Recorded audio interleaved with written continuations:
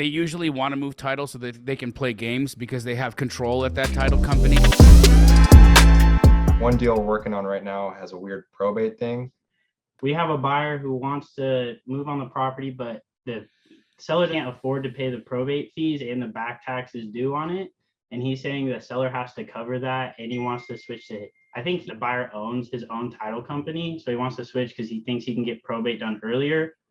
Not really sure how I can convince the buyer to put it up front and then deduct it from the seller's proceeds and then give it back to the buyer at closing and sign an addendum for that. And the buyer already knows that, but he's like not willing to do it right now. When a buyer has, especially when they try to move title, to me, that's a deal breaker. And they usually want to move title so that they can play games because they have control at that title company. And so I don't think that's ever a good move. A quick word from our sponsor, guys. And this week, our sponsor is subscribe to my videos. Right now, what I would do is I would be firm on title and I would explain to them this is the only way this deal gets done with you is by prepaying the probate.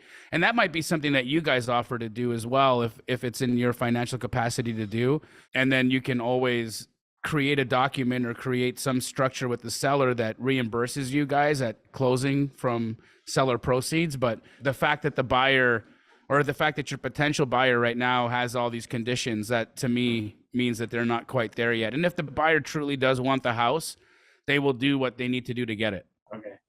With that being said, we did talk to Martin about splitting the probate fee half. It's like $2,600 and we can afford that. It's not a big deal to us. We just were kind of thinking maybe at that point, it'd have to be exclusive to us and Martin to market the property because we're putting money into it to pay that probate fee. Do you think that's something that's fair, or how should we go about that?